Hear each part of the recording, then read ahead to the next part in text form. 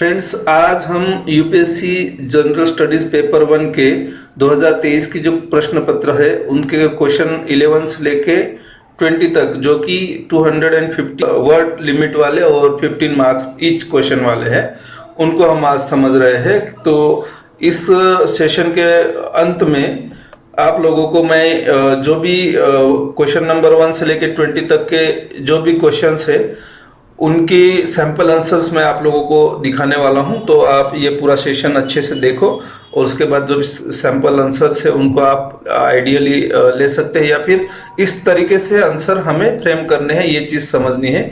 उससे बेहतर भी कोई और स्टूडेंट कर सकता है।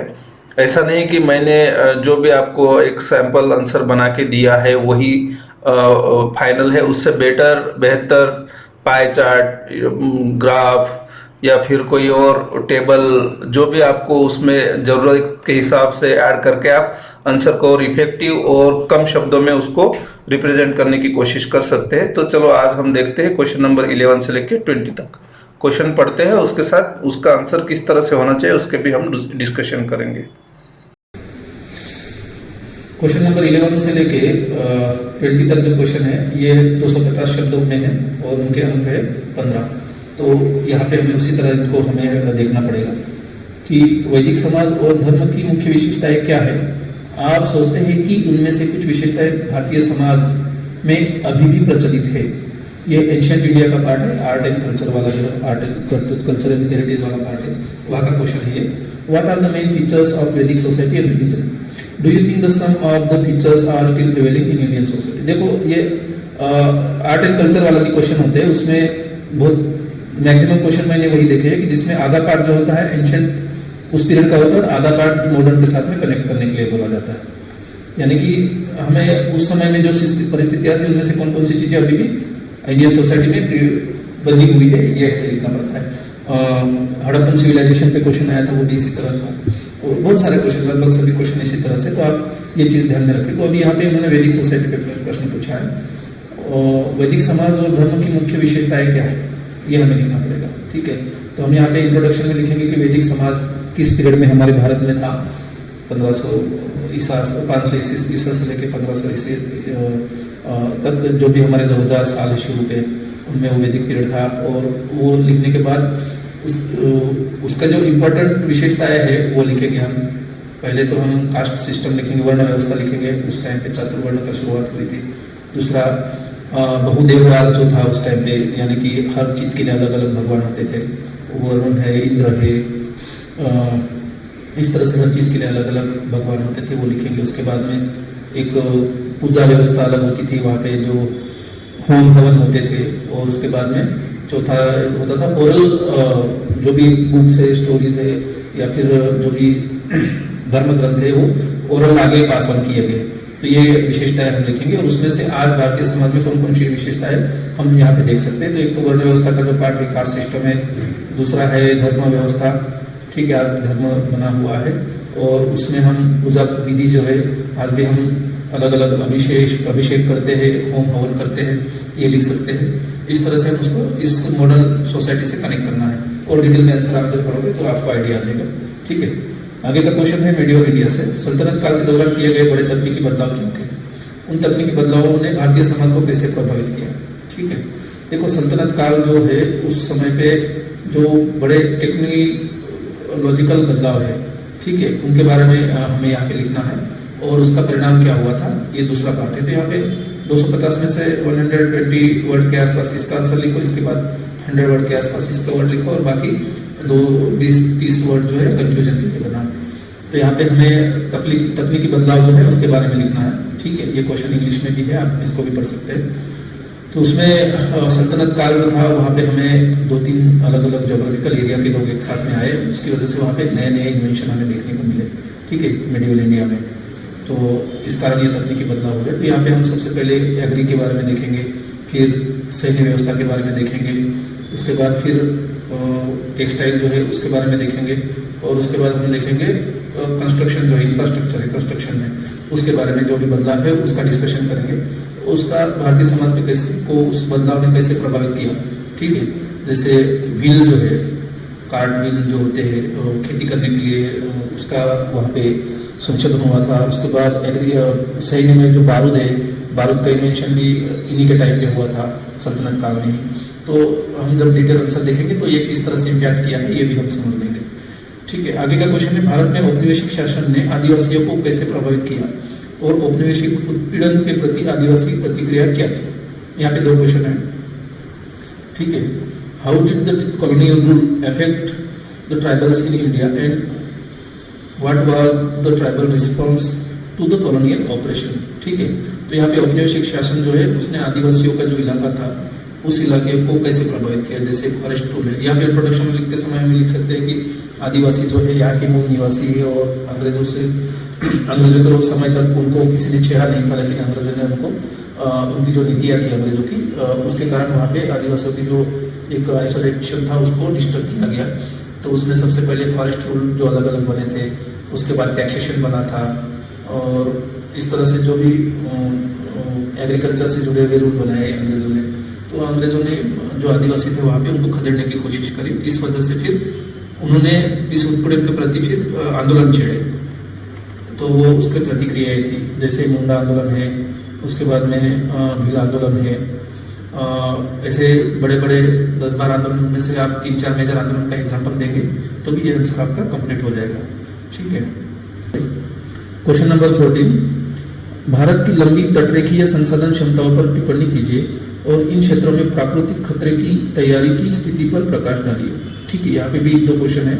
एक तो तटरेखीय संसाधन क्षमताएं क्या क्या है भारत की, और दूसरा उनको खतरे क्या है और खतरों के ऊपर हम किस तरह से उसको मिटिगेट करने के लिए तैयारी कर रहे हैं। यानी कि ये पहला पार्ट हो गया, दूसरा प्राकृतिक खतरे क्या है और तीसरा खतरों से निपटने की तैयारियां क्या है।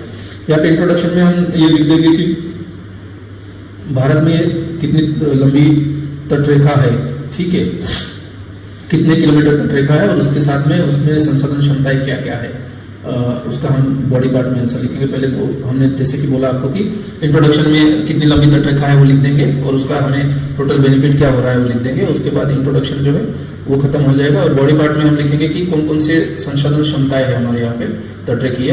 तो जैसे फिशरी से जुड़ा हुआ है, यानी कि समुद्र से मिलने वाले संसाधन है। दूसरा, इलेक्ट्रिसिटी जनरेशन करने के लिए उसका क्या बेनिफिट हो रहा है। तीसरा, पर्यटन से जुड़ा हुआ क्या बेनिफिट हो रहा है। और चौथा जो है ट्रेड और ट्रांसपोर्टेशन से जुड़ा हुआ हमारे तटरेखा के कारण क्या बेनिफिट हो रहा है। ये हमारा एक संसाधन क्षमताएं हो गई। उसके बाद जो प्राकृतिक खतरे हैं तटरेखा पर अभी तक जो हमारे एक्सपीरियंस है उसमें सबसे इम्पोर्टेंट है एक तो सुनामी है, ठीक है, सुनामी सबसे एक पहला खतरा है। दूसरा है अपना साइक्लोन्स जो होते हैं वो दूसरा है। ये 2 तरह के खतरे वहाँ पे होते हैं और इनसे निपटने के लिए हमारी तैयारी जो है उसके बारे में हम लिखेंगे। यहाँ पे अर्ली वार्निंग सिस्टम है, डिजास्टर मैनेजमेंट है और वहाँ पे जो भी तट पे जो कंस्ट्रक्शन करना है सुरक्षा के लिए और सेटलमेंट को कैसे रखे, ये कितनी दूरी पर रखे, ये सब चीज़ें हम यहाँ पे तैयारी में लिखेंगे। इसका आइडियल आंसर आप जब पढ़ोगे तो आपको और अच्छे से समझ में आ जाएगा। 15 नंबर का जो क्वेश्चन है, भारत में प्राकृतिक वनस्पति की विविधता के लिए उत्तरदायी कारकों को पहचानिए और उनकी विवेचना कीजिए। भारत के वर्षा वन क्षेत्रों में वन्यजीव अभयारण्यों के महत्व का आकलन कीजिए। यहाँ पे भी 3 क्वेश्चन है। एक तो जो भारत में जो भी डाइवर्सिटी ऑफ नेचुरल वेजिटेशन है, ठीक है, उसके लिए क्या इंपॉर्टेंट उत्तरदायी कारक रिस्पॉन्सिबल फैक्टर्स है, उनके बारे में हमें डिस्कस करना है। और उसके बाद अगला जो है वहाँ पे जो हम वाइल्ड लाइफ सेंचुरीज बनाते हैं, ठीक है, इस एरिया में उसका इंपॉर्टेंस क्या रहेगा ये बताइए। तो हमें यहाँ पे पहले ही लिख सकते हैं इंट्रोडक्शन में कि भारत में जो जैव विविधता है, डाइवर्सिटी है, काफ़ी बड़ी है और दुनिया में जितना भी जैव विविधता प्राकृतिक विविधताएं पाई जाती है वो पूरी भारत में पाई जाती है। इस तरह से हिमालय से लेकर कन्याकुमारी तक हमारे यहाँ पे हर तरह के वनस्पति और क्लाइमेट हमें अनुभव में मिलता है, ये हम लिख सकते हैं। उसके बाद उत्तरदायी कारक हम लिखेंगे यहाँ पे। पहला तो हम यहाँ पे लिख सकते हैं कि यहाँ का मौसम, ठीक है, मौसम जो है हमारा मानसून का मौसम है, इसकी वजह से उसका असर होता है। सेकंड, यहाँ की जो सॉइल है, ठीक है, सॉइल के बारे में लिखेंगे, लैंड जो है उसके बारे में लिखेंगे। थर्ड, यहाँ के जो वाटर रिसोर्सेज है, नदियाँ और बड़े बड़े तालाब, इनके बारे में लिखेंगे। उसके बाद अल्टीट्यूड, जो ऊंचाई है अलग अलग जगह पे, जैसे हिमालय की ऊंचाई पे अलग अलग तरह के हाइट पे अलग अलग तरह के ट्रीज और वनस्पतियाँ पनपती है, और गहराइयों में अलग अलग तरह के वनस्पतियाँ पनपती है, ये हम लिखेंगे। इस तरह से विविधता के लिए जो उत्तरदायी कारक है, मौसम है, ज़मीन है, पहाड़ियाँ हैं, ऊंचाइयाँ है, और ये सीज़न अलग अलग जगह पे अलग अलग तरह से, डेजर्ट वाला एक पार्ट हो गया। और ये लिखने के बाद फिर जो वन्यजीव अभयारण्य है, ये हमारे लिए किस तरह से हमें इम्पोर्टेंस उनका क्या होता है, तो हमें वन्यजीव अभयारण्य जो है ये किस लिए हम बनाते हैं वो हमें यहाँ पे लिखना पड़ेगा कि कुछ जो स्पेसीज होती है उनकी प्रोटेक्शन के लिए हम उस अभयारण्य को बनाते हैं। दूसरा, एक फॉरेस्ट का कंजर्वेशन जो है, सस्टेनेबल कंजर्वेशन करना होता है, नेचर को बनाए रखना होता है। तीसरा, रिसर्च करने होते हैं हमें अलग अलग अपने ही इकोलॉजी पे आधारित, उनके लिए हमें ये करना पड़ता है। इस तरह से इसका हम आंसर अच्छे से लिख सकते हैं। ठीक है, यहाँ पे भी 2 क्वेश्चन एक साथ में हम देख सकते हैं। अगला जो क्वेश्चन है, भारत में मानव विकास आर्थिक विकास के साथ कदम ताल करने में विफल क्यों हुआ? Why did human development fail to keep peace with economic development in India? देखो यहाँ पे एक तो ह्यूमन डेवलपमेंट है और दूसरा है इकोनॉमिक डेवलपमेंट। ठीक है, इनका क्या कहना है, क्वेश्चन में ये पूछा गया कि ह्यूमन डेवलपमेंट तो होगी लेकिन इकोनॉमिक डेवलपमेंट उसके साथ नहीं हो पाई। तो हमें इंट्रोडक्शन में ह्यूमन डेवलपमेंट किसे कहते हैं वो लिखना पड़ेगा और इकोनॉमिक डेवलपमेंट किसे कहते हैं लिखना पड़ेगा। ठीक है, उनके की कंसेप्ट लिखने के बाद में फिर अगली लाइन ये रहेगी कि इंडिया में जो है ह्यूमन डेवलपमेंट होने के साथ साथ उसी रेशियो में, उसी स्पीड में इकोनॉमिक डेवलपमेंट नहीं हो पाया, उसके कारण। ठीक है, हम भारत के साथ विफल क्यों हुआ, ठीक है, क्यों पूछा है तो उसके कारण क्या है वो हम नीचे लिखेंगे। ठीक है, एक तो हम रिसोर्स का जो डिस्ट्रीब्यूशन है वो अनइक्वल डिस्ट्रीब्यूशन है, बहुत सारे लोग अमीर हो गए और बहुत कम लोग अमीर रहे और ज़्यादा लोग गरीब रहे। ठीक है, एक तो ये हो गया। दूसरा, रिसोर्स का भी डिस्ट्रीब्यूशन उसी तरह से है। तीसरा, स्किल जो है, स्किल प्रोवाइड करने में भी दिक्कत आई, ह्यूमन डेवलपमेंट के साथ स्किलफुल ह्यूमन डेवलपमेंट नहीं हो पाई। और ऐसे हमें यहाँ पे 5-6 इंपॉर्टेंट रीजन है वो यहाँ पे लिखना पड़ेगा। तो वो रीजन लिखने के बाद हमारा यहाँ पे आंसर जो है कंप्लीट हो जाएगा। फिर आखिर में कंक्लूजन हमें यहाँ पे करना पड़ेगा कि ह्यूमन डेवलपमेंट के साथ इकोनॉमिक डेवलपमेंट को बढ़ाए रखने के लिए हमें क्या क्या मेजर्स लेने हैं, उसके 2-3 वर्ड्स हम उस सेंटेंस में लिख सकते हैं। एक तो सस्टेनेबल डेवलपमेंट, इंक्लूसिव ग्रोथ, ये जो शब्द है वो यहाँ पे काम आएंगे कि जो भी डेवलपमेंट की, जो इकोनॉमिक डेवलपमेंट में जो भी फैक्टर्स हैं उनमें ज़्यादा से ज़्यादा लोगों को ट्रेन करें, उनको काबिल बनाएं और उनसे ज़्यादा से ज़्यादा इकोनॉमिक डेवलपमेंट में उनका पार्टिसिपेशन बढ़ाने के लिए हम कोशिश करें। और जिनके पास ज़्यादा कैपिटल है उनका यूज़ रिसोर्स के लिए यूज़ करें और उनको इन्वेस्ट करा कि यहाँ पे ह्यूमन जो स्किलफुल ह्यूमन को लाके उसका हम अपनी जो गति है, कदम ताल है, उसको मैनेज करने की कोशिश कर सकते हैं। इस तरह से हम इसका आंसर लिख सकते हैं। आगे जो इम्पोर्टेंट क्वेश्चन है 17 नंबर का, 1960 के दशक में शुद्ध खाद्य आयातक से भारत विश्व में एक शुद्ध खाद्य निर्यातक के रूप में उभरा, कारण दीजिए। ये भी रीजन ही पूछा गया है। From being net food importer in 1960s, India has emerged as a net food exporter in the world.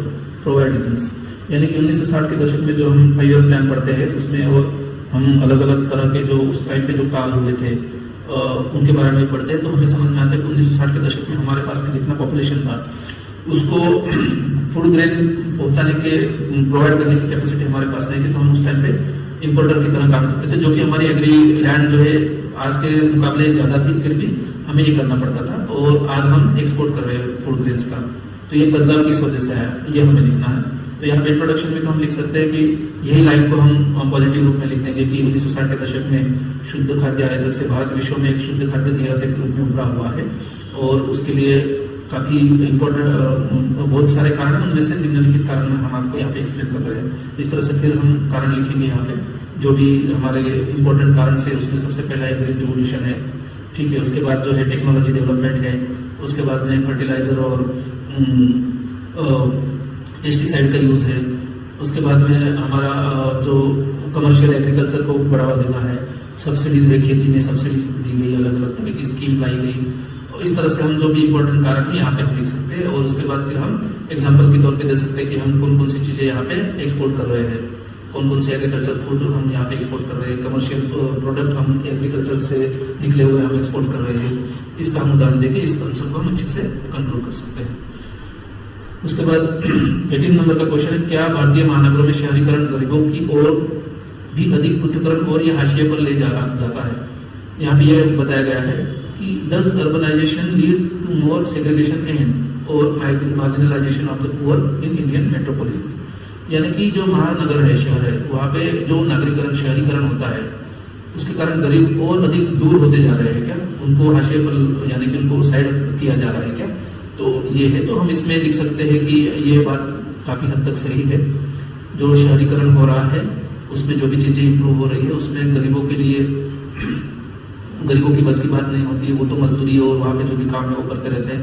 इस वजह से शहरीकरण की वजह से ये जो गरीब है अधिक पृथक्करण की तरफ जा रहे हैं, उनको अलग से थोड़ा साइड लाइन किया जाता है।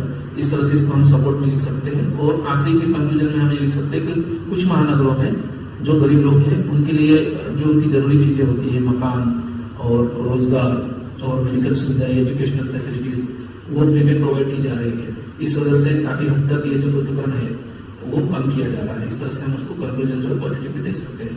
जैसे हम दिल्ली में देखते हैं फ्री स्कूल है, फ्री इलेक्ट्रिसिटी है, फ्री अनाज है, और बहुत सारे सिटीज़ में गरीबों के लिए मकान अलग अलग स्कीम से गवर्नमेंट बना के देती है, तो वो शहरीकरण के साथ वो जुड़ सके इसके। तो हम इसका कंक्लूजन इस तरह से दे सकते हैं। यहाँ पे 19 नंबर का क्वेश्चन है, भारत में जातीय अस्मिता गतिशील और स्थिर दोनों ही क्यों है?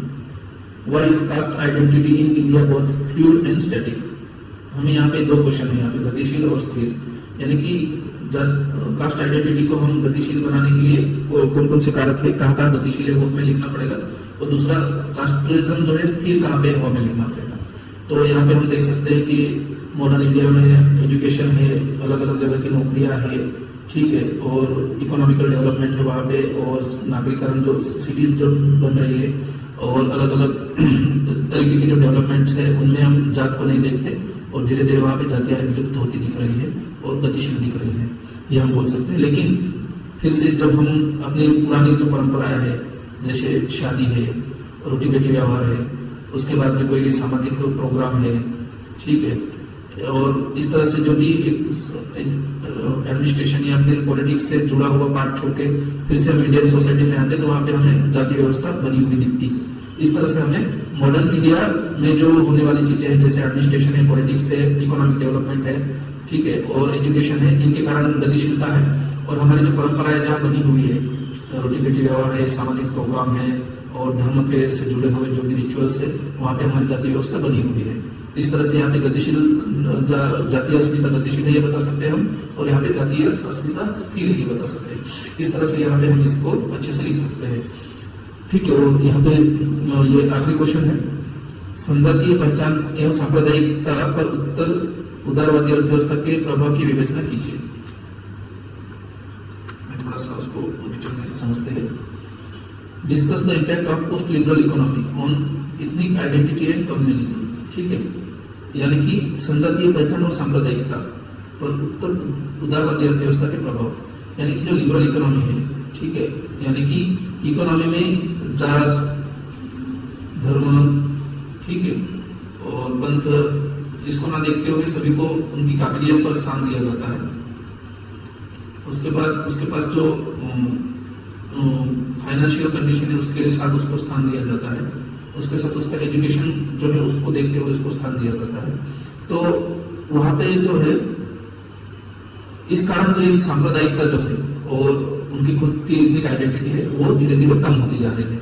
हम जब किसी सिटी में जब हम सेटल होते हैं, जो भी लोग अपने गांव से किसी इकोनॉमी के कारण सेटल होते हैं, तो वहाँ पे जात धर्म या इस चीज़ को हम ज़्यादा फोकस नहीं करते। और जो लोग इस अर्थव्यवस्था में पोस्ट लिबरल इकोनॉमी में जो लोग एंट्री कर गए, उनके लिए ये चीज़ें जो है मायने नहीं रखती। इस तरह से इसको हमें थोड़ा इलोबरेट करना है। तो दोस्तों, हमने यहाँ पे 11 से लेकर 20 तक क्वेश्चन जो है उनको डिस्कस कर लिया है।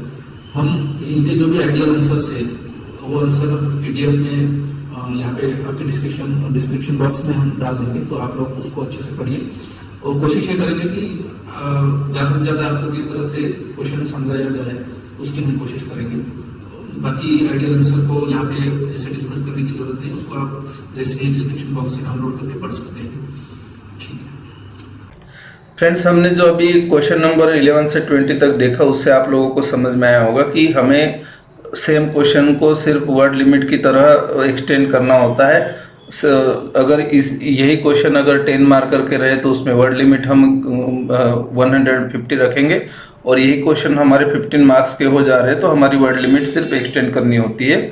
और जो दूसरा इम्पोर्टेंट पार्ट है कि ये जो 15 मार्कर क्वेश्चन है, लगभग सभी क्वेश्चन को 2 क्वेश्चंस या 3 क्वेश्चन में डिवाइड किया गया है, इससे कि हमें उसी तरीके से उनको हमें आंसर लिखते समय वर्ड लिमिट में डिवाइड करके 2 या 3 पार्ट में हमें उसका आंसर देना होता है। तो यही इसी के अभी सभी सैंपल आंसर जो है मैं यहाँ पे इसी वीडियो के ग्रुप डिस्क्रिप्शन बॉक्स में उसका एक PDF मैं अपलोड कर रहा हूँ, तो आप लोग सभी उसके सैंपल आंसर्स जो है आप देख सकते हैं। दोनों हिंदी और इंग्लिश मीडियम दोनों मीडियम में मैंने वो क्वेश्चन के आंसर बनाए हैं और आप उनको डाउनलोड कर सकते हैं। साथ ही मैंने जो इंस्ट्रक्शंस है, यूपीएससी जो बार बार इंस्ट्रक्शन देती है उनको भी कंपाइल करके डाला हुआ है। साथ ही साथ यूपीएससी ने जो नोटिफिकेशन में जो डिमांड रखी है यूपीएससी ने कि स्टूडेंट ने आंसर लिखते समय कौन कौन सी चीज़ें ध्यान में रखनी चाहिए, क्या क्या फुलफिल करना चाहिए और उनकी रिक्वायरमेंट क्या है, वो भी मैंने उसी PDF में शुरू में अपलोड किया हुआ है। तो आप लोगों को आगे जो भी क्वेश्चंस समझने हैं उनके लिए ये काम आ सकता है। फिर भी जिन्होंने जो लास्ट सेशन मिस किया होगा यूपीएससी की रिक्वायरमेंट साथ ही साथ आंसर राइटिंग स्किल, तो वो आप लोग मेरे इस YouTube चैनल पे जाके देख सकते हैं। धन्यवाद।